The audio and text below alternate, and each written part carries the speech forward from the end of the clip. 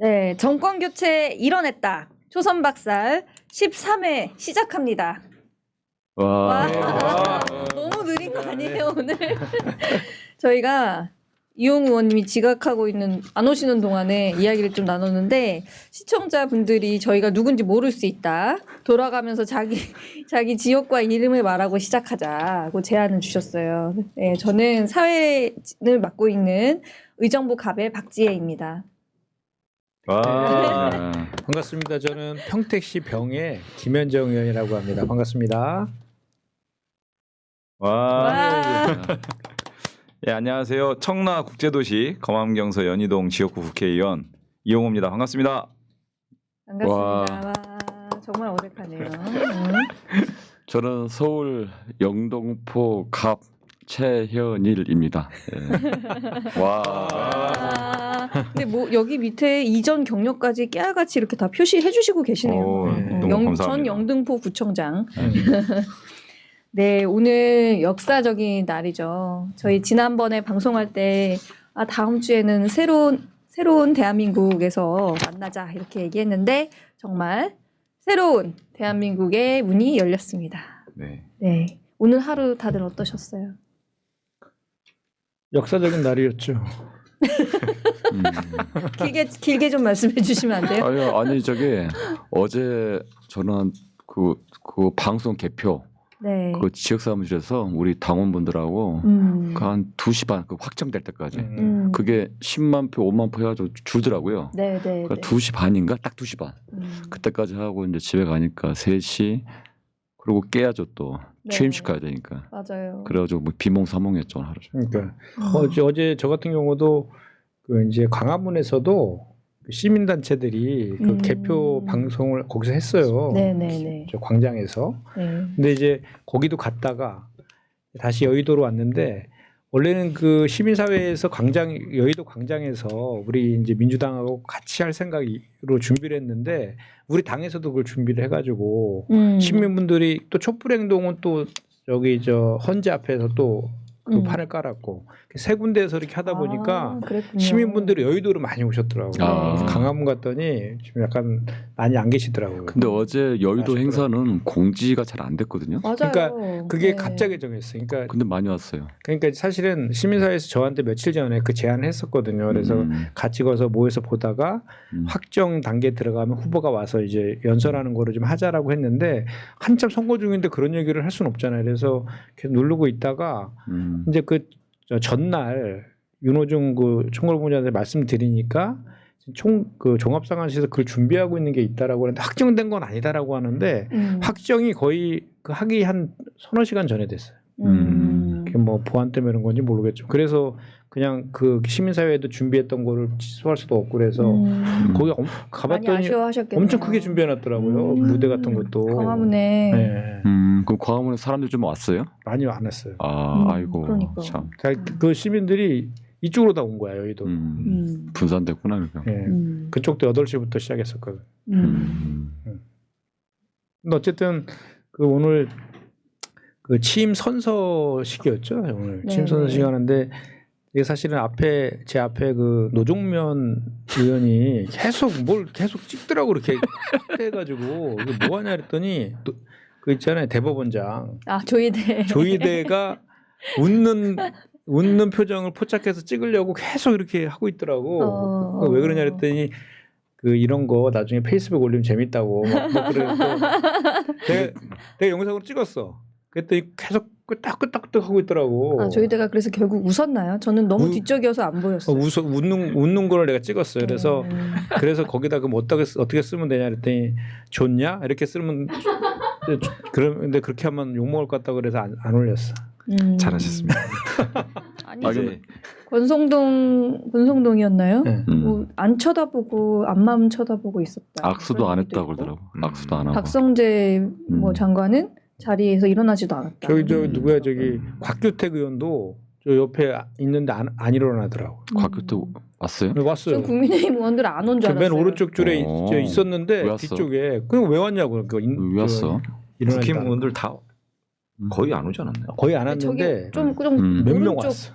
그 오른쪽 군악대 앞쪽에 좀 그 있었던 뒤쪽 것 편에. 같아요. 예. 있긴 있었구나. 근데 안 일어났어. 그래서요, 저희가 정말 또 그 가운데서도 우리 그 대통령님이 대표님이라고 하려고 했네. 대통령님은 또 통합을 얘기하시고 네. 또 어제와 오늘이 굉장히 다르더라고요. 어제 여의도에서 저희 다 길에서 앉아가지고 이렇게 거의 수락연설 비슷한 네. 당선연설 비슷한 연설 하시는 거 딱 봤는데 그때 약간 흥분된 느낌이었다면은 오늘 아침에 딱 그 계단 저는 거의 뒤쪽이었는데 계단을 그 내외분이 올라오시면서 이렇게 얼굴부터 이렇게 상반신 쭉 올라오는 장면을 보는데 굉장히 여유 있어졌고 아 이제 통합과 어떤 정치를 회복하겠다. 그 뭐 국민 주권의 정부가 되겠다 이렇게 말씀하시는데 굉장히 안정감 있는 느낌 저는 그런 느낌 받았습니다. 뭐 표현이 좀 그런데 이렇게 좀 때깔이 좀 틀려진 것 같지 않아요? 그냥 딱 대통령 같더라고. 네, 딱 이게 그냥. 바로 제가 하고 싶었던 말이에요. 네. 하루 사이에 그냥 막 신분이 바뀌었으니까 네. 엄청난. 그러니까 좀 적응이 잘 안 되는 것 같아요. 그러니까. 그러니까 약간 이제 과도기 한 2개월 그런 과도기를 거치면은 이제 적응을 해나가잖아요. 이제 대통령으로 넘어가는. 근데 이제 어제 후보 오늘 대통령 바로 이래 버리니까 맞아요. 우리도 이제 뭐 가장 기본적으로 호칭부터 시작해가지고 네, 네, 네. 되게 좀 어색했어요 사실은. 그러니까 되게 어색했고 아마 대통령님은 더 좀 어색할 것 같기도 하고 좀 시간이 필요할 것 같고 저 같은 경우는 어제 이제 국회에서 출구조사 개표 방송 보고 지역에서도 이제 그 같이 보고 있었거든요. 그래서 지역으로 넘어가서 늦게까지 우리 당원 주민분들과 승리를 오늘 만끽하셨군요. 컨디션이 지금 네. 난주였습니다. 아 그럼 어제 거기 여의도 그 공원 안 왔어요? 거기는 예, 안 갔습니다. 아, 네. 저랑 그 최윤 의원하고 저희 셋은 같이 갔죠. 갔었죠. 네, 박지현은 늦게 왔죠.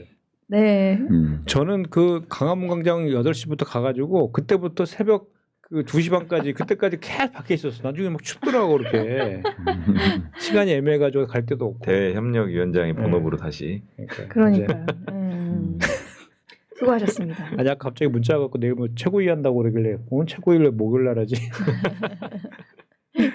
다 잊고 있었는데. 그러니까요. 다시 일상으로 다시. 일상이 회복됐어요.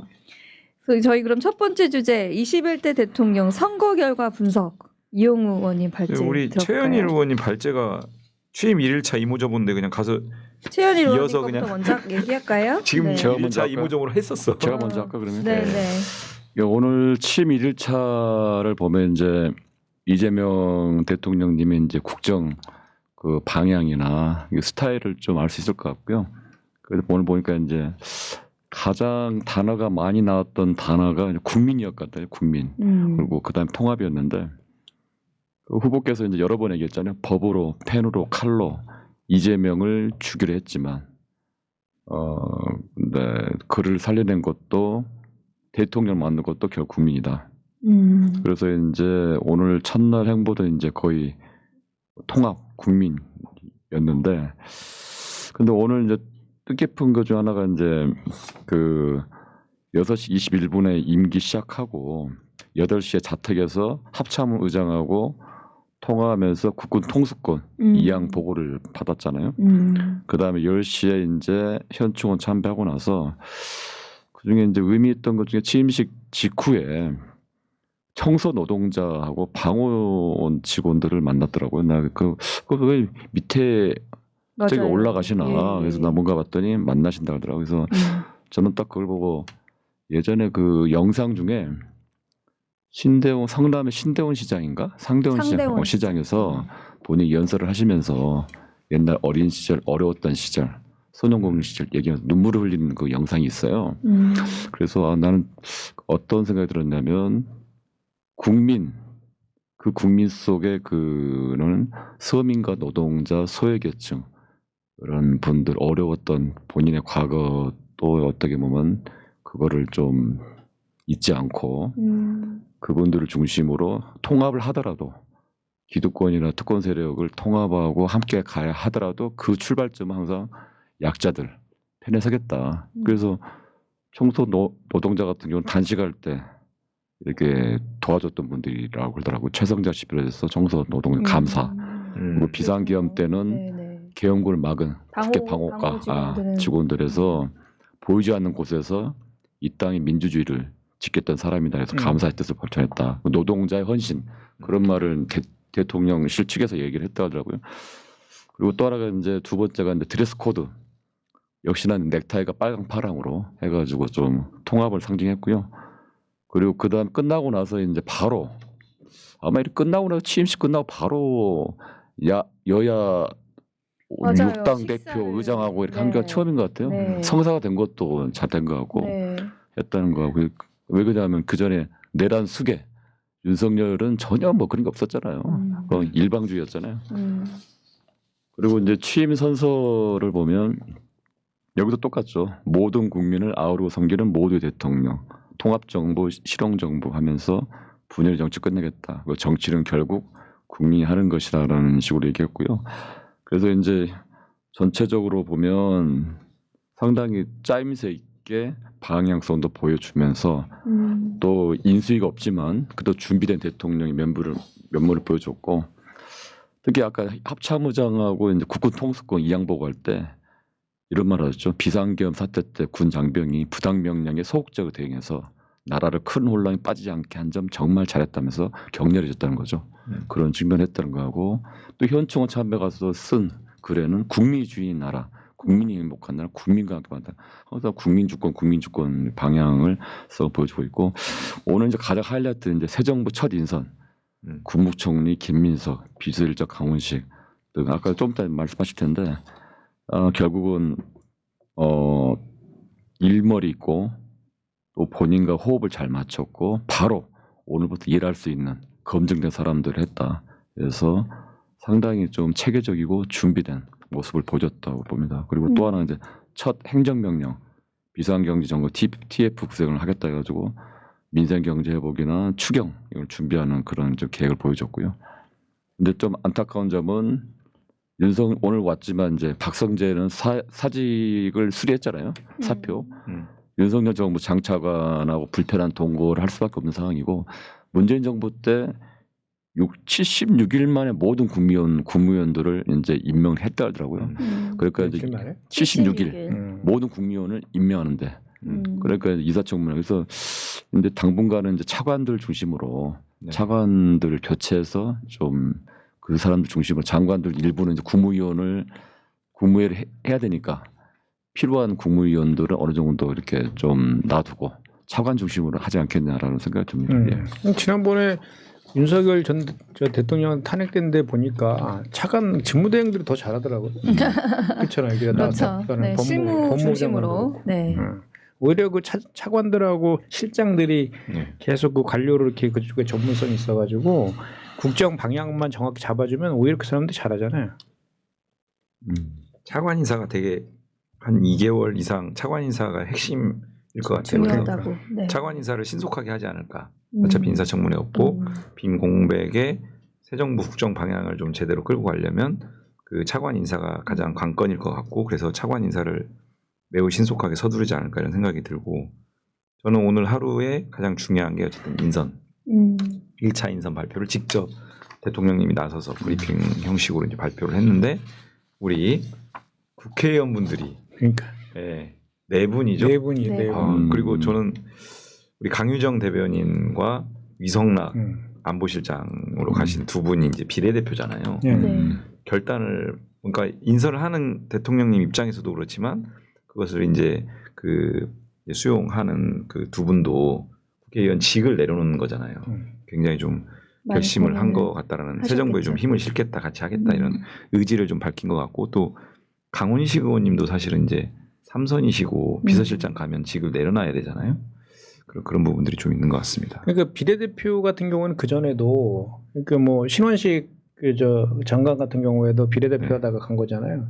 그런 경우는 비례대표는 종종 이제 원래 전문성 인정받아 들어왔으니까 직을 놓고 가는 경우가 종종 있었는데 강훈식 의원 같은 경우는 처음일 거야 아마. 삼선에 비서실장으로 가는 케이스는 처음일 거예요. 그렇죠. 비례의원과 그런 지역구가 없기 때문에 좀 자유스러운 측면도 있고 비례의원들이 대부분 전문성 있잖아요. 전문성이 때문에 오히려 좀 직을 뭐 이렇게 수행하기 좋고 이번에 이제 김민석 의원 김민석 의원이 총리 발탁한 거는 예상했던 사람들이 별로 없었던 것 같더라고요. 별로. 맞아요. 처음에 네. 이렇게 소위 말한 찌라시 이런 거 도는 거에도 계속 다른 이름들만 나오고 박용만 뭐 김민석 의원님은 아마 박용만, 김민석 의원은 상봉이. 아마 의원직을 유지하고 총리를 수행할 것 같다. 총리랑 국무위원은 가능하죠. 같이 하죠. 겸직이 예. 되니까. 같이 근데 하죠. 문제는 지금 비례대표 2명이 이제 사퇴를 하면 승계를 하잖아요. 그 승계 대상이 진보당 하고 기본소득당이더라고요. 두 분이. 네. 그러면 이제 오늘 아마 요청한 것 같던데 제명시켜 달라고. 맞아요. 그러면 그쪽 당도 갈 수 있거든요. 그렇죠. 네. 계속 기자들 전화 오더라고요. 이제 그런 것도 원탁회의에서 논의한 적 있냐. 전혀 없습니다. 근데 그거는 이제 그 비례대표 처음에 우리 지난 총선의 합의를 기초로 명부를 작성한 거기 때문에 바꿀 수 있는 여지는 없다고 네. 하더라고요. 그래서 그 그냥 손솔 인정할 수밖에 의원인가요? 없고. 손솔? 네. 손솔. 29세 뭐 최연소라고. 그래서 여성 인권이나 이런 쪽에 좀 강한 목소리를 낼 수 있다. 뭐 이런 예측이 나오는데 어쨌든 저희 당으로서는 그래도 좀 출혈이 네. 생기는 셈이어서. 근데 이제 뭐. 오늘 이재명 대통령께서 그 기자들한테 얘기했던 것 같은데 그 인선 발표하면서 하는데 무서워 죽겠다고 아무것도 없다는 거야. 뭐지? 용산 사무용품도 PC도 없다. 없대, PC도. 뭐 PC도 이런 없고. 말씀도 하셨죠. 네, PC도 없어. 그래 보니까 아까 그 저기 한병도 의원이 잠깐 그 얘기 하던데 그 기존에 옛날에 캐비넷에서 그 뭐 이렇게 막 이것저것 서류들이 나와서 그거 갖고 수사하고 막 맞아요. 그래가지고 아예 그냥 통으로 다 저 없애버렸다고 그런 것 같아요. 없애버린 것 같다고 그러더라고. 그거- 아예 그냥 다 들고 나가. 그거는 이해가 안 되는 게 제가 이제 문재인 정부 들어갈 때 바로 그 청와대 들어갈 때 이제 선발대로 들어갔었거든요. 그때 갔을 때는 대부분 다 있었어요. 대부분 기존에 있었던 그러니까요. 행정관들, 공무원들, 무슨 이제 정무직들도 있고. 왜냐면 이제 기다리고 있는 거죠. 그때도 탄핵된 거죠. 있었고, 그죠? 탄핵도 똑같은데. 근데, 그러니까 그때 뭐 사면 다 있죠. 당연히 다 있고 내란- 사람들도 다 있고 있는데 특검 이번에 그랬다는 거는 내란이라는 특수성과 그래. 또 윤석열 정권이라는 좀 약간 무지막지한 이쪽 사람들의 특성인 것 같아요. 아예 그냥 없애버리고 다 이제 들고 나가버린 그러니까 거죠. 대통령님의 워딩이 꼭 무덤 같다 이렇게 얘기를 음. 하셨더라고요. 다 치워버린 거죠. 그러니까. 인사발령을 그렇게 낸 건가요? 그럼? 네? 인사발령? 그래가지고 다시 이제 원복하는 걸로? 공무원들 원상복귀 하라고 지시했다던데 아마 이제 맞습니다. 다시 복귀한 것 뭐 같은데. 7시 반에 긴급 회의에서 뭐 비상경제 TF 뭐 음. 해가지고 실무자들까지 다 들어와라 뭐 이렇게 지시했다라고 하던데.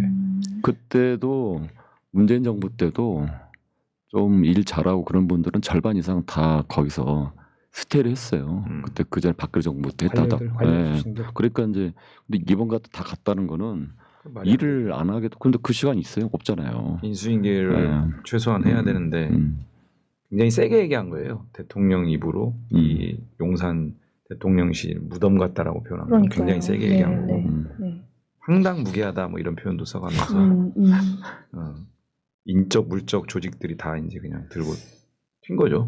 앞으로 다른 부처 인수인계 할 때는 어떤 상황일지 좀 우려가 되는 것도 있네요. 아까 우리 최 의원님 말씀하신 것 중에 비상경제 대책회의 네. TF 네. 그거를 행정명령이라고 표현하셨나요? 행정명령이요. 행정명령. 행정명령을 내린 걸로 알고 있어요. 그러니까 이로 우리나라 우리나라는 사실 네. 그러니까 미국에서는 대통령이 이제 그런 헌법상에 기초해가지고 행정명령, 헌법의 해석을 기초로 해서 행정명령을 그렇게 막 굉장히 많이 발동을 하는데 문재인 대통령 그때 당시에 행정명령이라는 표현이나 어떤 법적 근거 문제 때문에 이제 그 1호 업무지시, 1호 업무지시, 뭐 일자리위원회 신설 뭐 이런 식으로 했는데 이번에는 행정명령이라는 표현을 썼나 보네요. 아니 첫 행정명령이라고 네. 언론에서 이제 기사가 나기도 그건데 그래요. 뭐 정확히 명칭할까? 지시사항이라고 보면 지시사항이죠. 되죠. 네. 그게 좀 네. 눈에 들어왔습니다. 어쨌든 지금 그 우리도 갑자기 이제 하루 사이에 여당 의원 된 거잖아요. 여당 의원.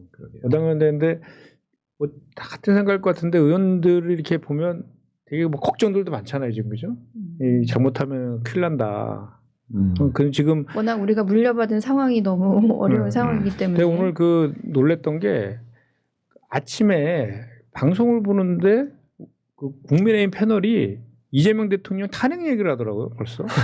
그러면서 뭐라 그러냐면 취임식도 하기 전이라서 미안하지만 그러면서 탄핵 얘기를 하면서 근거가 뭐예요? 이런 거예요. 정치 보복이라든지 뭐 이렇게 우리 형소법 개정하고 막 이런 것들 있잖아요. 그런 것들을 일방적으로 하면은 그게 탄핵 사유가 될 수 있대요. 될 수 있어요? 법률위원장님. 내가 볼 때는 아닌 것 같아요. 아무 말 대잔치죠. 그래서 제가 봤을 땐 그래서 그렇게 하려고 그런 것 같아. 의도가. 어차피 108석밖에 안 돼서 뭐 탄핵 소추 내봤자 어차피 안 되는 거 뻔히 알지만 그냥 막 던지는 거지. 어차피. 그렇지. 그러면서 아니, 막 그리고 입법은 국회에서 하는 거지 뭐 대통령의 그게 직무수행으로서 탄핵 사유가 될 수가 없죠 아직. 네. 이제 그런 식으로 계속 이제 프레임을 짜려고 이제 독재 뭐 그리고 그 입법부에서 행정부까지 이렇게 다 장악하면 이제 더 독재할 거다 막 이런 이제 프레임을 계속 짜고 있는 건데 그 사실 보니까 근데 그래서 찾아봤더니 원래 항상 여대 야소였더만요. 네. 두 차례 빼고는 다 여대 야소였어요. 네. 그러니까 한 번이 노태우 정부 때 한 번 그 여소야대가 있었던 것 같고 한 번이 그 MB 정부 때인가 두 차례 외에는 전부 다 그 여대 야소 였대요 전부 다. 여소야대가 이례적이고 그게 또 책임성 갖고 하는 네. 게 맞는 것 같고. 근데 사실은 이런 얘기를 계속 하는 게 국민들께 좀 먹힌 측면도 있는 것 같아요. 저희 자연스럽게 두 번째 주제로 그럼 이용우 의원님 발제로 넘어가 보면은 네. 우리 대통령 선거 결과를 보면 출구조사 그러니까 발제는 이용우 의원이 하셔야 네. 되는데 출구조사 결과는 그렇지 않았는데 최종적으로 김문수가 40%가 넘었잖아요. 네. 저는 이게 그쪽에서 줄기차게 부르짖었던 그 이재명 대통령의 뭐 독재, 민주당의 독재를 견제해야 한다. 이재명 포비아. 네, 이런 것에 어느 정도 우리 국민들께서 사실은 또 견제와 균형을 좀 중시하는 그런 경향이 있기 때문에 먹힌 게 아닌가 이런 생각이 좀 들더라고요. 그러니까 그 28일을 기점으로 해가지고 깜깜이 네. 국면으로 들어갔을 때 그 여론조사 이제 공표 금지되는 그 시기 안에 보수들이 정말로 그 결집하는 게 막 느껴졌어요, 사실 그죠? 네. 뭐 그 박근혜 전 대통령, 뭐 이명박 전 대통령, 맞아요. 황교안, 뭐 돌아다니고 저기 막. 홍견하고 저기 한덕수까지 해가지고 완전히 뭐 다 그냥 쌍끌이 한 거지, 막 전부 다. 막 그렇게 해갖고 실제로 그 보수층이 급 결집하는 건 분명히 있었던 것 같아요, 그죠? 네. 거기다가 이제 어쨌든 뭐 발언, 유시민 전 장관의 발언 뭐 이런 것도 계속 공격하고 뭐 짐 로저스 그런 걸 계속 막 때렸다고. 근데 사실은 우리 그 후보님하고 관계도 없는 건데도 그는 이제 우리는 저도 방송 나가서 그게 왜 우리 근데 그 발언이 잘못한 것과 우리 후보의 비판과 왜 어떻게 연결이 되냐? 그런 논리라면 그 정강훈이 한 뭐 얘기는 다 그런 김문수 후보의 비판으로 연결되는 거냐? 뭐 이런 식으로도 저 반박을 하긴 했는데 실제로는 또 그렇게 생각하는 경향이 있잖아요. 그렇게 그 보수층에서는 뭔가 이렇게 좀 명분을 좀 찾고 싶어하는 그런데 그런 것들도 또 일정 부분 반영되는 측면도 있는 것 같고 그리고 하여튼 그 박근혜 전 대통령이에 대한 그 뭐랄까 이렇게 그 동정심 같은 게 있다며 동정론이 그 이제 TK나 이런 쪽에는 TK에서 특히 그 거기 저기 대구 갔다가 뭐 부산 갔다 울산 갔다가 진주 갔다 막 하니까 거기에서 막판에 많이 결집이 된 측면도 있는 것 같아요. 그래서 저는 사실은 처음에 한 49에서 40일 정도 되지 않을까 이렇게 난 사실 예상했어. 내가 예상하는 거랑 비슷하게 나오긴 했는데 막상 저렇게 딱 우리 출구조사보다도 낮게 나오고 이렇게 하니까 이거 비상계엄에도 이런 밖에 차이 안 나나? 네. 그러니까 우리가 진짜 더 잘해야겠다는 생각이 들어요. 맞아요. 다들 그렇죠. 처음에 그러니까 출구조사 나올 때 12% 차이 정도 나왔잖아요. 이제 단호하게 내란 극복하고 상당히 이제 국정 혁신 드라이브를 걸겠다라고 상당히 좀 기대감했는데 중간에 보니까 계속 줄다가 어떨 때는 6% 정도 차이까지 이제 개표 상황이 되더라고요. 그래서 상당히 걱정스러웠어요. 초반에는 이제 사전 투표함이 좀 늦게 개봉된 지역들이 많아요. 그러다가 나중에 8%까지 가서 그나마 지금 됐는데, 근데 이제 무엇보다도 이제 서울 같은 경우, 이제 서울하고 경기인데 경기보다 서울도 이제 이기긴 했지만 많이는 못 이겼어. 4%.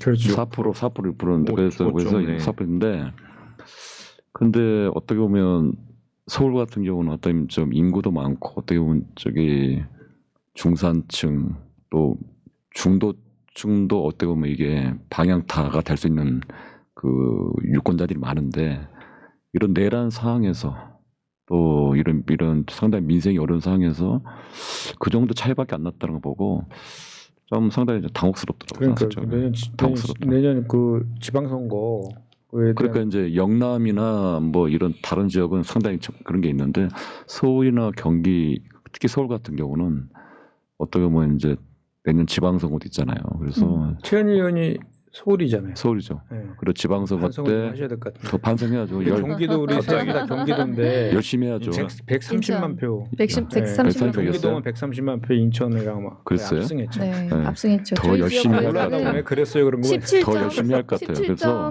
17.5% 이겼습니다. 그러니까 네. 그래서 의정부가? 네. 그래서 내년 지방선거가 이제 1년 후잖아요. 그래서 서울은 진짜 우리 의원들이나 당에서 참 잘하겠다. 내년 그런 게 좀 생각이 많이 들더라고. 일단 출구조사하고 차이가 있어서 그렇지 내용상 그 객관적으로 보면은 상당히 많이 나온 거예요. 그리고 득표수로 보면은 윤석열 득표수가 이제 역대 최다 득표였는데 그것을 갈아치웠죠. 100만 표 정도를 더 얻은 그런 결과물이기 때문에 49.42%는 상당히 의미 있는 그런 수치다라고 저는 평가를 하고 싶고 격차도 김문수하고 8% 이상 8.3% 정도 차인데 지난 대선에 0.73%에 비교하면은 한 11배, 12배 정도의 격차로 이제 그 어떻게 보면 압도적 저는 대승을 했다라고 이제 보는데 다만 아까 말씀드린 그 계엄과 내란 국면인데 도대체 이런 극악한 국민에게 총불을 겨눈 이런 극악한 세력들에게 이런 정도의 지지도 정말 아까운 건데 이렇게까지 나온 거에 대해서는 좀 우리가 좀 돌이켜볼 지점은 있어 보이고 네. 윤석열, 박근혜, 이명박 전직 대통령이라고 하는 이 세 사람들 집에서 반성하고 있어야 될 사람들이에요. 박근혜, 이명박 다 사명복권에서 국민들이 용서해 준 게 아니에요. 그냥 풀어주고 했는데 자숙하고 반성하고 해야 될 사람들이 갑자기 대선판에 뛰어들어가지고 정말 매우 부적절한 행태를 보이는 거고 뭐 윤석열은 말할 것도 없지만은 그리고 제가 좀 유의미하게 봤던 게 이제 그 대구 경북 사실은 그 호남 유권자 수를 다 합치면 대구 경북이거든요. 그러니까 부울경은 빼고 대구 경북하고 호남하고 유권자 수가 비슷합니다. 근데 이제 대구 경북이 지난번에 20% 초반대였는데 지금 보니까 대구 경북 둘 다 2% 정도 올랐더라고요. 사실은 이제 저는 30클럽을 기대를 그러니까요. 했었는데 네. 한때는 막 거의 네. 똑같이 뜯어놨잖아. 네. 그리고 사실 후보 신분으로 굉장히 공을 많이 들였잖아요. 대구 경북에 호소도 많이 하고 그랬는데 사전 투표는 굉장히 저조하게 나왔는데 결국은 또 다시 본 투표에서 또 이렇게 지역 좀, 감정의 그 네. 골이 정말 뿌리 깊게 박혀 있는 것 같아요. 저는 여기 보면서 부울경이 지금 노무현 문재인 대통령 때보다도 더 높게 나왔잖아요. 대선 득표율이 40%를 넘었잖아요. 처음으로 40% 네, 넘었고 부산이 40% 그게 어떤 의미가 있냐면 그때 문재인 대통령 때 그때 38%대 뭐 이렇게 그렇게 하고 나서 1년 후에 지방선거 때 상당히 그 뭡니까 그 부산의 그 단체장 울산도 그렇고요. 네. 울산 시장도 그렇고 또 뭐 여러 군데서 석권을 했었어요. 근데 이제 만약에 이게 이제 내년 지방선거 되면 부울경에서 새로운 어떤 그 우리가 이제 국정 운영을 잘하고 성과를 내면 오히려 일하는 정부 이재명 정부에 대해서 지방선거 때 상당히 좋은 결과가 나올 수도 있겠구나. 네. 라는 생각이 들더라고요. 그리고 이제 충청은 뭐 당연히 뭐 지금 이제 저희한테 왔지만 저희도 이제 여기 같은 경우는 항상 좀 방향타니까 더 신경 써야 될 것 같고 대구 경북 같은 경우는 뭐 후보의 고향인데 불구하고 그래도 그 30%대는 넘었더라고요. 안동 같은 경우요. 안동은 넘었는데 좀 약간 아쉬운 점이 좀 있다고 좀 봅니다. 근데 이게 선거를 이렇게 좀 직간접적으로 치러보고 또 경험해 본 거를 이렇게 좀 유추해 보면 네. 그 유권자의 그 지형이 정말 안 바뀌더라고. 그러니까 예를 들어서 우리 지역구에 6개의 동이 있는데 그 동마다의 이제 득표율이 있잖아요. 그게 네. 거의 유지되더라고요. 그러니까 편차만 있을 뿐이지 유지가 되더라고요. 그러니까 이번에도 보면 스윙보터라고 하는 충청권에서 이긴 후보가 항상 이겼다 그랬잖아요. 이번에도 호남 우리 충청도에서 이겼잖아요. 네. 이기니까 당선이 된 건데 그 유권자 지형은 참 모수가 신기하더라고요. 굉장히 크기 때문에 통계학적으로 쉽게 어떤 무슨 어떤 근저의 어떤 지지의 변동이 있을 만한 큰 대 이벤트가 있지 않는 이상은 사실 쉽지는 않은 부분이 사실 근데 있고. 그 대 이벤트가 개헌과 비상계엄과 내란인데. 내란인데 네, 그게 참 저는 그래서 이제 지금 저희가 근데 12월 3일 이후 6개월이 지났잖아요. 탄핵 심판까지도 우리가 예상한 것보다 너무 시간이 오래 걸렸고 길어졌어요. 그 가운데 결집을 다시 했다. 그렇죠. 그래서 그 당일날 투표장에 윤석열, 김건희가 나와서 돌아다닐 정도로 네. 이 상황이 이게 희미해졌다. 그래서 저는 우리가 내일 할 일이 굉장히 중요한 것 같거든요. 아니 나는 네. 오늘 어제죠 김문수 후보 뭐 기자회견하면서 사과하면서 큰절하던데 그거 진작하지 왜 진다면 뭐에 대해서 사과한 거예요? 그것도 확인해봐야 돼. 그분들은 항상 항상 대선 사과할 패배에 때 대한 그분들은 항상 사과한 다음에 나중에 뭐에 대해 네. 사과하냐면 민주당의 뭐 독재를 독재를 막지 못해 사과다 이렇게 예. 나중에 보니까 사과한 이유가 틀리더라고. 그러니까요. 근데 김문수가 지금까지 역사에 죄를 졌다 그랬어요. 지금까지 사과한 것 중에서는 좀 더 한 발짝 나갔어요. 근데 역사에 죄를 졌다 그랬는데 그 역사에 맞다, 죄를 나와서. 졌다는 게 내가 봤을 이재명이 때는 당선되기 선거에서 위해서 이재명 그런 정부를 거잖아요. 탄생시킨 거에 그렇지. 대해서 선거 증거에 대해서 죄를 졌다 이런 의미 같아. 그래서 저희 그 김현정 의원님 발제 그 얘기 한번 해볼까요? 잠깐만 제가 이게 이제 결과 중에 좀 네. 우리가 유의미하게 짚어야 될 게 네. 이 사실은 중앙선관위는 세대별 성별 이거를 그 데이터를 내지는 않는 걸로 알고 있거든요. 근데 어제 출구조사에서는 이걸 했어요. 근데 이제 우리 선거 기간 또 지난 대선 잘 보시면 어쨌든 이게 이제 뚜렷한 양극화 현상이 좀 보여왔잖아요. 일단 첫 번째 성별을 보면 출구조사 결과를 바탕으로 지금 말씀드리는 겁니다. 조사 근데 정확하지가 않아가지고. 경향성은 볼 수 있을 것 같고요. 네. 근데 20대는 그 이재명 후보가 41.3%를 얻었고 30대는 47.6%, 40대 50대가 70% 내외. 분명하게 40대 50대는 여전히 확인이 되고 60대가 48% 나왔어요. 60대가 우리가 좀 약하다라는 그 세대인데 48% 나왔고 70세 이상은 34%, 34대 64 이렇게 나왔거든요. 김문수가 64. 그러니까 이 세대별 그런 성향들이 어느 정도는 드러났는데 이번에는 60대에서는 조금 더 긍정적인 어떤 그 결과가 나왔다는 거고 더 좀 굉장히 좀 우려스러운 지점이 성별. 20대 이하 남성이요. 이재명 후보가 24% 나왔습니다.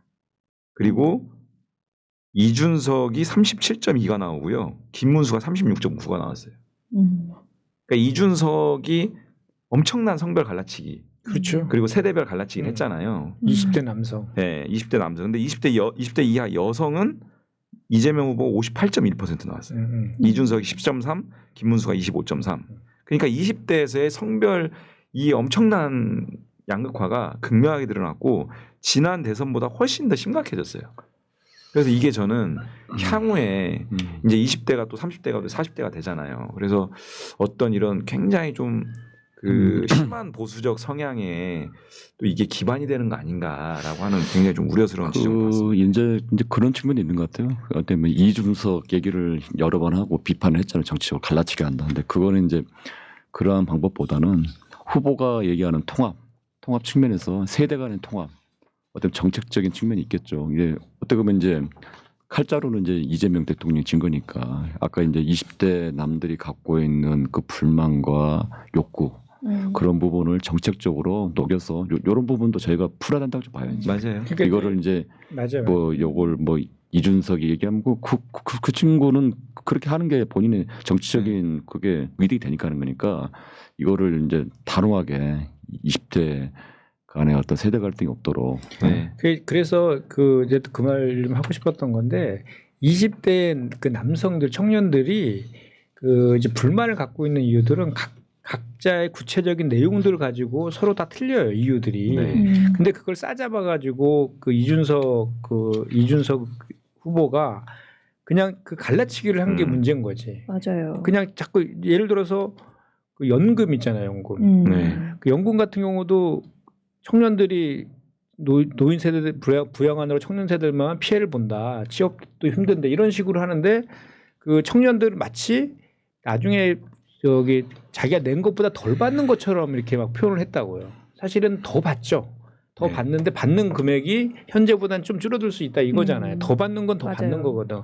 그럼 그렇게 팩트를 정확하게 얘기하고 하면 충분히 설득도 가능한 영역이거든요. 그래서 저는 그런 것들을 우리 당도 그렇고 이재명 정부에서는 그렇게 20대 청년들 특히나 우리 뭐 이재명 대통령님 같은 경우에는 청년과 같은 무상 그 교복 이런 것도 가장 먼저 했던 분이잖아요. 애정도 많이 있고 그런 정책을 통해 가지고 설득하면 될 것 같아요. 그러니까 대표적인 게 이제 우리 총리실이 우리 이제 정무위 피감 기관이라서 제가 그때 그 뭐 국감 때도 한번 따지기도 했었는데 윤석열 정부의 국정 과제 중에 우리 그 정부 산하의 위원회들이 많잖아요. 그 모든 위원회에 청년들을 한 명씩 다 넣는다 그랬어요. 근데 봤더니 뭐 두 군데인가밖에 안 넣었더라고. 넣지는 않아요. 말만 그렇게 해놓고. 그러면서 막 겉으로만 청년들 자극하면서 갈라치기만 해놨지 실제로 청년 정책 관련된 거는 하나도 실천도 안 했더라고요.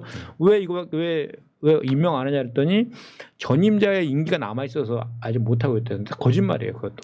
그래서 우리 실제로 그런 것들을 정책적으로 이렇게 보여주고 20대의 청년들 관련된 정책 그런 거 팩트 관련된 것도 좀 더 우리가 신경 써서 이렇게 설명하고 이렇게 하면은 많이 없어질 것 같아요, 그런 게. 맞습니다. 그래서 제가 이 수치를 객관적으로 좀 드러내 보여준 거는 어쨌든 현상은 분명하게 이렇게 짚고 넘어가야 돼요. 이거를 분명한 이 대선에서 드러난 어떤 세대별 성별 어떤 현상과 상황들을 분명하게 좀 무겁게 저희는 인식을 하고 요렇게 된 근저의 원인이 어떤 것인지 그래서 이걸 해결하기 위해서는 어떤 정책적인 부분들이 필요한지에 대해서 좀 분명하게 무겁게 좀 가지고 나가야 되겠다라는 차원에서 좀 말씀을 드렸습니다. 그 2030에 대해서 제가 이제 어제 선거 끝나고 나서 저희 지역 이제 득표 이제 분석을 좀 해봤어요. 근데 아까 가장 눈에 띄는 게 2030에 대해서 이 부분 어떻게 좀 대응을 해야 되느냐 그 고민했고, 근데 이제 아무리 고민하든 조직적으로 이거를 어떤 당 차원의 지역위원회 차원에서 하기에는 2030 청년들에 대해서 특히 이대남이나 이런 분들한테 이게 소구력이 없다는 거죠.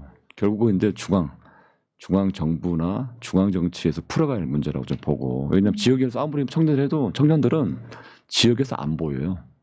그러니까 그렇죠. 그리고 청년들이 왜 그러냐면 네. 영등포구는 이게 교통이 지역이나. 편하니까 1인 가구 특히 청년들이 많이 산단 말이에요. 근데 그분들이 이제 표시인 보니까 많이 저쪽으로 갔더라고요. 그래서 이런 부분을 해소하려면 결국 이제 이재명 정부에서 전향적이고 상당히 좀 체계적인 좀 해야 된다. 근데 보면 막상 이게 뭐 대통령실이나 정부 차를 할 때도 청년 쪽이나 이런 것도 이제 하나의 또 뒷전으로 밀릴 수 있다라는 그 우려가 있기 때문에 우리 국회에서도 상임위에서도 당에서 계속 그 부분 해가지고 이준석이 더 이상 갈라치기를 못하게 맞아요. 해야 된다. 이번에 근데 예. 이준석 지지율 보면은 좀 향후에 이런 혐오와 갈라치기에 기반한 정치 또 20대 남성의 그런 보면 어느 정도 좀 지지층에 갇힌 정치를 하는 거잖아요. 확장성이 없다는 게 너무 드러났기 때문에 빨리 사라지지 않을까 싶고 네. 그분의 몰락과 함께 조금 우리가 더 통합의 길로 가는 게 더 쉬워지지 않을까 이런 기대도 그러니까 되더라고요. 그러니까 이제 최현일 의원 말 맞다나 그 노력을 좀 할 필요가 있어요. 그러니까 예를 들면은 그 연금 같은 경우 가지고 막 기자회견도 그랬잖아요. 청년 의원들 몇 명 같이 데리고 그 내용이 우리 그 전문가인 김남희 의원이 조목조목 다 반박했잖아. 그게 사실이 아니라고. 그러니까 그런 식으로 반박을 조목조목 설명해서 반박을 하고 반박을 우리가 이번에 하더라도 그게 이제 사실은 또 근데 우리가 이번에 대선 때에도 보면 팩트 체크 바로바로 하고 하면서 상대방 후보가 잘못된 팩트 얘기하면 팩트 체크하면서 막 언론에 어나운스도 하고 했잖아요. 그런 식으로 그냥 어정쩡하게 이렇게 뭐 갈라치기 하는 것들에 대해서는 좀 팩트를 중심으로 단호하게 대응할 필요가 있어 보이는 것 같아요. 그러면 그렇게 하나 둘씩 확인시켜 주다 보면 게 누적이 되잖아요. 이번에도 그 이준석 후보 같은 경우는 그런 게 몸에 배어 있는 것 같아. 그 저기 불법 개국 정부 사업에서 120원 커피도 마찬가지고 맞아요. 그 거북섬도 그 마찬가지거든요. 웨이브 파크 그것도 그냥 그 120원 커피 관련해서는 그냥 그 뭐 커피 파는 자영업자들이 폭리를 취하는 나쁜 사람, 뭐 나쁜 저 자영업자 이렇게 인식하고 있는 나쁜 후보. 이거 그 거북섬도 마찬가지로 공실로 피해보고 있는 사람들의 눈물을 외면한 후보. 이런 식으로 그 후보를 아주 그냥 그 누군가로부터 욕먹게 만들려고 하는 그런 거에 익숙한 거잖아요. 그러니까 말기술을 갖고 말기술만 쓰는 거거든요. 근데 실제 내용은 아니잖아요. 그런데 그런 내용들에 대해서 그냥 계속 넘어가면 계속 그 해당되는 사람들은 그런 자극적인 얘기만 듣고 그냥 그렇게 막연하게 생각할 수 있는 거잖아요. 그죠? 그런 거는 좀 단호하게 할 필요는 있는 것 같아요. 네, 근데 단호하게 대응하더라도 처음부터 그렇게 프레임을 짜고 그 메시지를 계속 내면은 거기에 계속 그 또 어떤 그룹의 사람들은 그것만 계속 믿고 가는 방향 그 경향도 있어가지고 저는 그러니까 하면은 바로 기자회견이나 뭘 통해서 박지혜 의원이 앞으로 네, 계속 얘기해야 돼. 네, 나쁜 뭐. 정치의 네. 전형입니다. 저는 그렇게 일단 몇 그런 가지만- 정치인들을 그냥 없애고 싶은 그런 네, 마음이 퇴출시켜야 먼저 드는 돼요. 것 같고요. 네. 저희가 뭐 13회째인데 저희 실시간 채팅이 오늘 최고치를 기록하고 그래요? 있습니다. 네. 네, 지금 거의 2,000명 가까이. 진짜요? 1,800명. 오늘 오늘 취임- 되게 톤이 우리 네. 조용조용한데 새로운 대한민국 1일차라서 그런지 그래서 그런 거구나. 네, 여당으로 많은 분들이 해서 들어와 주셨는데 너무 감사드리고요. 고맙습니다. 네, 저희 그래서 시간이 조금 많이 지나긴 해가지고 발제하려고 했던 그 내일 우리 본회의 처리 예상 법안 한번 말씀 네. 나눠볼까요? 이것도 아까 그 첫 취임 선서하는 날 의미 있게 이제 국회의장이 제안을 한 거지만 그 원내 5당 대표들하고 이재명 대통령께서 정심 오찬을 했잖아요. 네. 오찬을 하고 이제 서로 대화 타협의 정치를 하자라고 제안도 하고 뭐 허심탄회하게 얘기해라 잘 받들겠다 이런 표현까지도 하면서 하게 끌고 갔는데 그 김용태 그 비대위원장이 그 밥 잘 먹고 나와가지고 엄한 얘기를 또 띡 해가지고 뭐 우리가 무슨 그 뭐 무슨 법이라 그랬죠? 공직선거법, 형사소송법, 법원조직법을 네. 뭐 내일 본회의에 처리하려고 한다 이렇게 또 아예 팩트도 틀린 얘기를 또 이렇게 딱 해버리더라고요. 그래서 참 이 청년 정치인이 왜 그러나 대선 때 이렇게 소모당하더니 그 사실 내일 우리가 이제 그 본회의를 열어서 처리하는 법안은 4가지잖아요. 특검법 3개하고 검사 징계법 이렇게 되어 있는데 이번 그 이제 특검법의 3개의 내용이 뭐냐면 내란 특검법하고 그 최상봉 특검법하고 김건희 특검법 수차례 걸쳐서 윤석열이 거부권 행사했던 법안들이잖아요. 그 당연히 법안들 해야 되는 거잖아요. 그리고 특히 이번 대선은 내란 심판이었기 때문에 내란 종식을 하기 위해서는 반드시 내란에 대해서 제대로 된 수사를 해야 돼. 수사를 하고 재판하고 단죄를 해야지 다시는 그런 일이 벌어지지 않을 거 아니에요. 그 지금 한번 보세요. 그 지금 저 내란 숙에 지금 구속 취소 풀려나가지고 지금 저렇게 거리 항복하고 부부가 막 손을 투표하고 잡고 투표소에 가고 그러고 있잖아요. 네. 이게 얼마나 손 안 잡았어요. 예, 그 여전히 그런 것도 아 손은 안 잡았나요? 그리고 네. 내란 수계뿐만 아니라 그 관련된 사람들이 합리적인 의심이 드는 사람들이 상당히 많잖아요 지금. 네. 한덕수 최상목까지 해서 네. 그런 것들에 대해서 제대로 수사하지 않으면 사회 통합도 안 되는 거거든요. 근데 맞습니다. 자꾸 이제 국민의힘이나 저쪽에서는 보수 쪽에서는 이게 마치 정치 보복하는 것처럼 프레임을 자꾸 짜는데 절대 정치 보복이 아니죠. 정치 보복은 우리 이재명 대통령께서 그 말씀하셨듯이 윤석열이가 잘 표현했잖아요. 한 사람을 타겟팅해서 1년 내내 괴롭히면 그게 정치 보복이라고.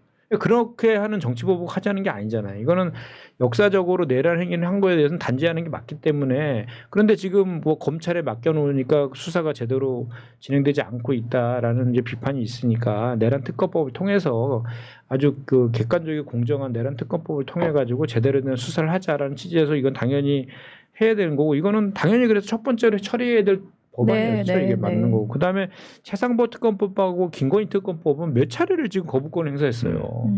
당연히 진실을 규명 그러다고 제대로 검찰 수사도 안 했잖아요. 그러니까 이거는 빨리 하는 게 맞다. 그리고 사실 대선 전에도 대선 끝나자마자 한다고 우리가 또 얘기도 했었던 법안이기도 하고 검사징계법은 현재 검사의 징계를 검찰총장만 할 수 있대요. 그거를 이제 그 법무부 장관도 직접 그 검사 징계를 청구할 수 있도록 하는 건데 그 문민 통제를 강화시키겠다 뭐 이런 취지인 거죠. 우리나라만 검찰총장이 그 검사 징계에 대한 권한을 다 독식하고 있다 보니까 그러지 않아도 검찰 동일체의 원칙 때문에 눈치도 많이 보는 조직인데 그렇고 또 징계권이라는 그런 거 가지고 또 휘둘릴 수 있는 여지가 있는 거잖아요. 그래서 제 식구 당연한 감싸기도 거네요. 하고. 네, 또 어쩔 때는 다 손방망이 쳐버리고 징계 안 하고. 그래서 이제 내일 그 네 가지 이제 법안을 이제 하기로 했다라는 거고 오늘 오후에 그 내란 특검법에 관련해서는 수정안을 제출했더라고요. 그 저기 파견 검사를 늘리는 그 내용을 좀 잘 아실 거 아니에요. 파견 검사 40명에서 60명으로 그리고 특별수사관도 80명에서 100명으로 늘리고 뭐 특별 검사보도 4명에서 6명 뭐 등등 해서 법사위에서 이제 소위 통과했고 내일 오전에 법사위 전체에 통과시킨 다음에 본회의에 올리겠다 뭐 이렇게 지금 하고 있는 것 같아요. 선거 기간 동안에 이재명 후보가 분명하게 얘기했습니다. 개인적 감정으로 정치 보복하는 일은 없을 것이다. 다만 분명하게 짚고 넘어가야 될 부분들은 명확하게 짚겠다. 그게 대표적인 게 내란. 지금 얘기하는 최상병, 김건희 이런 특검 관련 사안들이거든요. 그러니까 그 윤석열이 했던 방식의 수사기관을 동원한 정치지 보복 이것하고는 절연하겠다. 없는 죄 만들어놔 가지고 개인적 감정을 가지고 뭐 정적 죽이기 이런 방식 있어서는 안 된다라고 하는 것은 분명하게 반복적으로 공식적으로 얘기를 해왔던 부분인데 이것과 지금 얘기되고 있는 내일 본회의 통과 예정된 이거는 전혀 질적으로 다른 부분인데 이것을 그냥 뭉뚱그려서 얘기할 것은 아니고 거기에 휘둘려서는 안 된다. 당연히 분명히 이재명 대통령이 그 길을 분명히 갈 거라고 생각을 하고요. 국회에서도 이런 부분들 정확하게 해 나가야 됩니다. 이런 부분들이 안 되면은 계속 이런 일들이 반복되기 때문에 분명한 어떤 단죄의 선례를 분명히 남겨야 되는 부분이고 내란 특검법은 특히 거부권 행사된 이후에 뭔가 수사 과정을 통해서 새롭게 확인되는 것들이 있거든요. 그 예를 들면은 한덕수라든지 맞아요. 그 최상목, 뭐 이상민 CCTV 이 사람들의 확인하니까. 기존 진술과 다른 내용의 그 영상이 영상이 확인됐다는 거 저도 그게 무슨 내용인지 되게 궁금한데 기존 진술과 분명히 다른 내용들이 확인되고 있는 부분들이 있고 실체가 드러나지 않은 부분들이 있기 때문에 그런 것들이 추가 확인된 부분까지 포함해서 조금 더 규모 있게 특검을 구성을 해서 하겠다라고 하는 것을 밝힌 거고 최상병 특검법은 저는 분명히 윤석열이 명확하게 직권남용의 어떤 행태가 엿보이잖아요. 그런 강한 의혹들을 우리가 가지고 있기 때문에 도주대사하고 세대 국방부 장관을 갖다가 그러니까. 호주대사 느닷없이 임명해갖고 갑자기 도주시키는 게 우리 막 공항 가고 그랬었잖아요. 그러니까요. 그래서 이런 부분들은 윤석열의 어떤 직접적인 관여 의혹이 강하게 제기되기 때문에 당연히 밝혀야 되고 김건희 특검법에는요 최근에 논란이 되고 있는 건진법사 그 부분까지 포함해서 이제 당연히 좀 밝혀야 될 부분이고 검사징계법 말씀하신 그런 내용으로 김건희 특검법은 반드시 해야 되는 게 그게 그 12.3 비상계엄의 트리거였잖아요. 그 본인이 였다고 부인하고 강하게. 있지만 아니 본인이 입으로 얘기했다며 그 주변 사람한테 그걸 김용현 의원이가 진술했잖아요. 저기 검찰 조선가 뭐 거기서 저 재판에서 했는데. 그러니까 이제 이거 이제 금년 그 12월 전 6개월 동안까지 속도감 있게 이게 이제 밀어붙여야 된다고 봐요. 그리고 정기 국회 끝날 때까지는 끝내가지고 초반에 그 내란 척결을 해야지 국민 통합이 가능하죠. 국민 통합 하려는데 내란 극복을 안 하고 어떻게 가능합니까? 그러네요. 당연하죠. 그리고 이제 민생 회복은 회복대로 가고 그게 지금 이재명 대통령께서는 경제와 정치는 분리를 할 거라고 저는 봐요. 이게 민생 경제 들어가고 TF 만들고 일하는 거 하되 주로 정치개혁 혁신의 문제는 국회에서 주도권을 쥐고 가는 거고 국회에서 법 만들어 하는데 정부는 따라갈 수 없는 거고 그런데 본인이 그거를 검찰권을 행사하겠다 그럴 생각도 없으신 거 본인 피해자한테 어떻게 해요? 그거는 이제 소위 말하는 정치법 프레임 가는 거고 그래서 이번에 하여튼 6개월 내에 단호하고 신속하게 해야 된다. 우리 대통령, 우리 이재명 정부. 이런 것들이 다 시간이 흐를수록 증거 자료들이 사라지잖아요.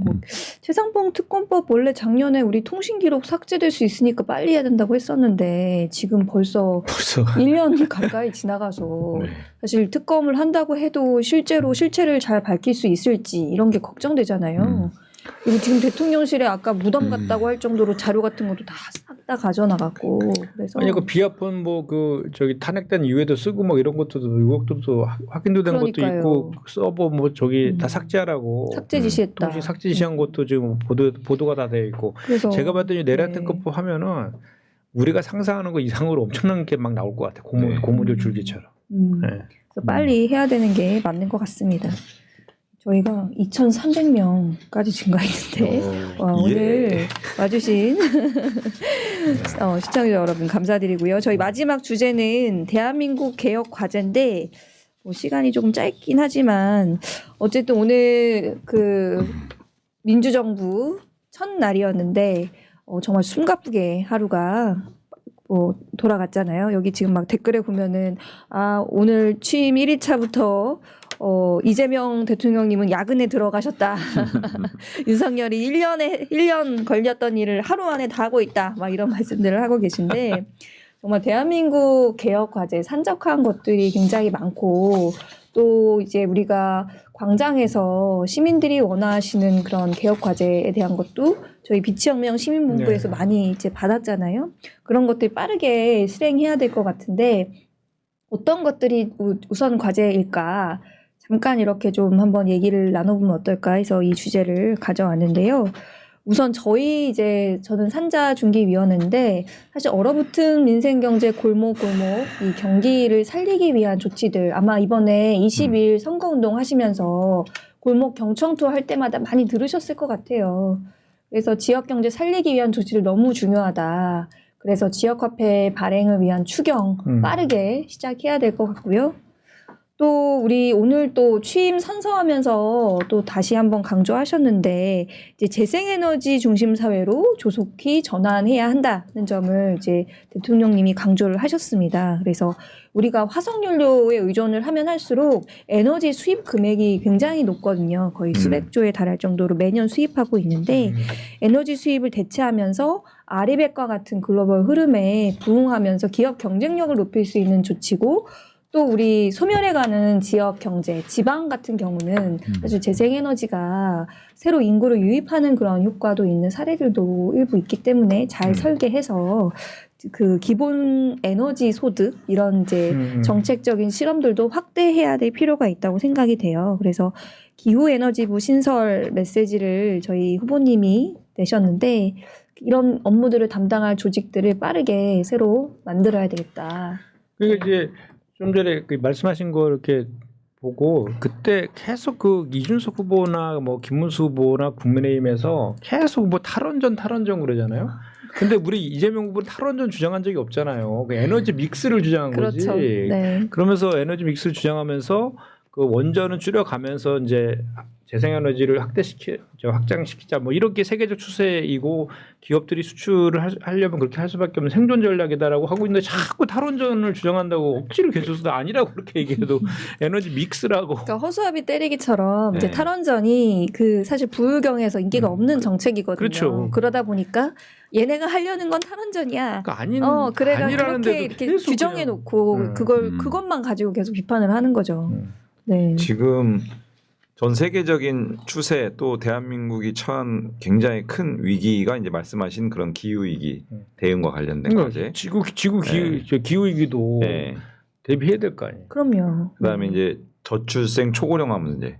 요 문제도 사실은 한 개 부처의 문제가 아니고 전체적인 어떤 그 여러 부처와 정책들이 좀 필요한 부분이고 그다음에 이제 디지털 전환에 맞춘 뭐 여러 가지 대응들, 뭐 특히 이제 AI 강국으로 이제 그 거듭나야 되는데 많이 좀 우리가 좀 뒤처졌잖아요. 그래서 이런 부분들에 대해서도 굉장히 좀 집중력 있게 대응하겠다라는 어떤 의지를 많이 밝혔고 뭐니 해도 저는 민생경제 문제를 지금 그래서 아까도 말씀하신 그 제1호 행정명령을 뭐 비상경제 대응 TF를 구성해서 바로 이것부터 좀 챙겨보겠다라고 하는 거가 이제 있는 것 같고 그다음에 내란종식, 민주주의 회복 여러 가지 정치개혁 방안, 뭐 그다음에 사법개혁 방안, 뭐 이런 것들 또한 저는 민생경제하고 뗄 수 없는 과제들이라고 보거든요. 이게 서로 다른 문제가 아니고 하나의 문제다라는 생각이고요. 그래서 이런 것들을 추진하기 위해서 이제 인수위가 없기 때문에 문재인 정부 시기를 그 비교해 보면은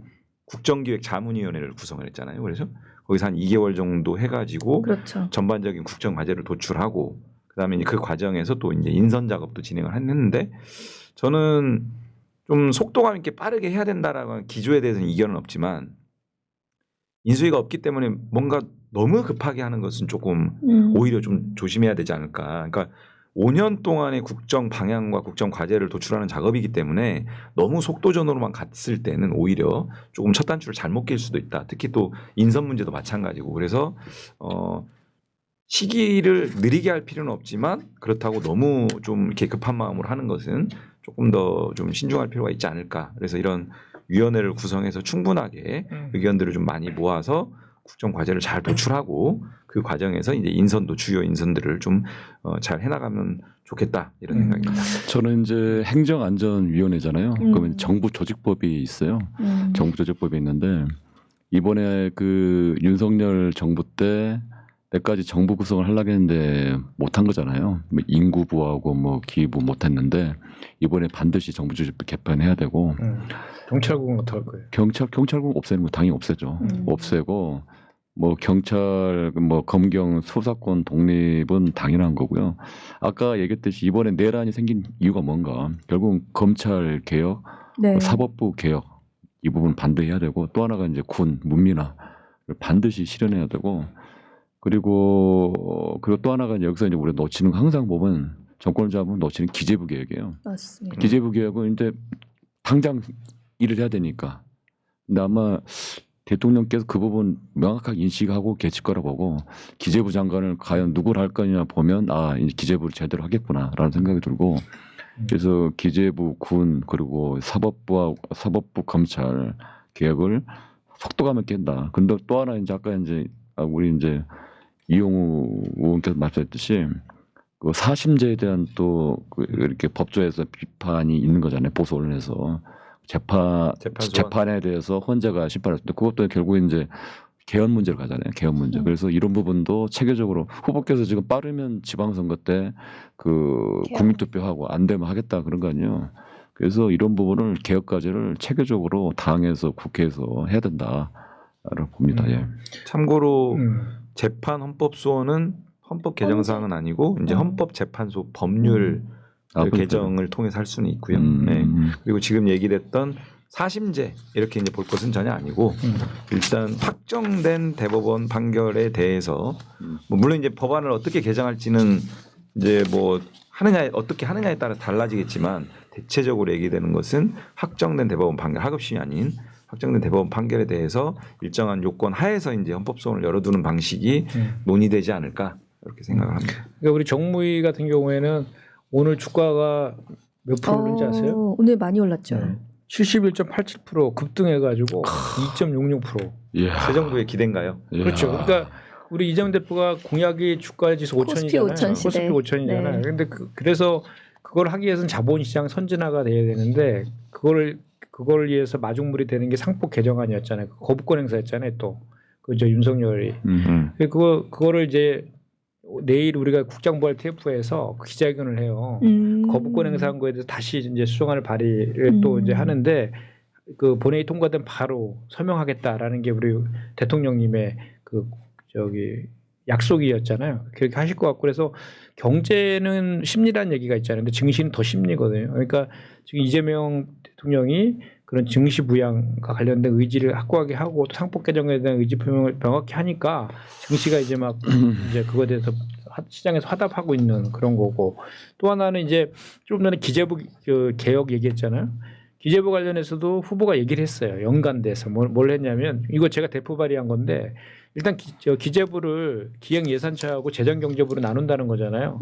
그래서 기획예산처를 대통령 직속으로 아마 좀 그런 생각이 있으신 것 같고 재정경제부인데 그게 우리 금융이랑 맞물려 있어요. 그러니까 제가 이제 금융감독 체계 개편 대표 법안을 발의했는데 그 내용이 뭐냐면 금융위원회가 금융정책을 담당하는데 기재부에서 해외 금융정책을 담당하고 국내 금융정책은 금융위가 담당하고 있어. 같이 해야 되거든 사실은. 2008년 MB 이전에는 같이 했거든요. 그래서 요 금융이 없애고 국내 금융정책과 해외 금융정책은 다 기재부에서 그냥 하는 거로 하고 대신에 이제 금융감독원 있잖아요. 금융감독원. 지금 금융감독원이 금융위의 감독을 받고 있다고요. 그래서 금융위가 금융 정책하고 금융 감독 정책 두 개를 다 해. 그러다 보니까 금융 감독 정책은 소홀히 하고 산업을 진흥하는 금융 산업 정책만 주로 하는 거예요. 그러다 보니까 소비자 피해가 막 만연되는 거지. 그래서 금융위는 없애갖고 기재부로 넣고 금감원을 두 개로 쪼개요. 쌍봉체계라 해서 금감위와 금소위. 그래서 건전성 감독하는 금융감독원, 소비자 보호를 전담하는 소비자보호위원회. 이렇게 두 개로 쌍봉체계로 한다고. 이게 선진국에서는 대부분 이렇게 하거든요. 그거랑 지금 기재부 그거랑 정보조직법이 같이 맞물려 들어가니까 그거랑 세트로 지금 오기영 의원이 그 기재부 관련된 법안 냈고 여기 금융위 관련된 거는 제가 이제 법안을 냈는데 그거를 저희가 정책이랑 관련해 가지고 제가 우리 정무위원 14분 같이 토론회도 하고 했었는데 그 공약으로 하기에는 좀 무거운 주제여서 근데 정부가 저희가 정권을 잡으면 추진할 거다라는 인식들이 꽤 있었거든요. 근데 그거를 후보께서 그러니까 대통령 되기 전 후보 시절에 백불에서 말을 했어요. 이게 그렇게 하겠다라고 백불에서. 예. 그래서 엄청 기분 좋더라고.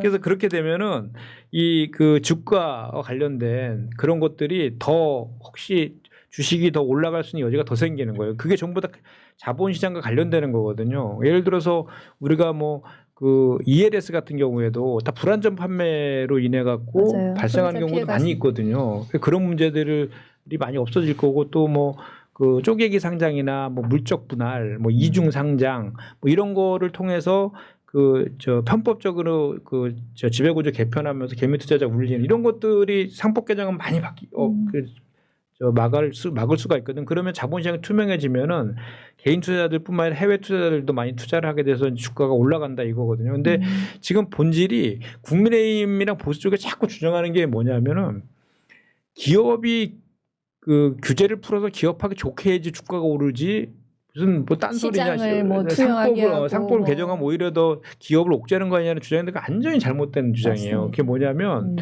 지금 우리나라의 주식시장의 문제는 뭐냐면 기업의 가치는 좋은데 주가가 저평가돼 있다는 게 문제거든.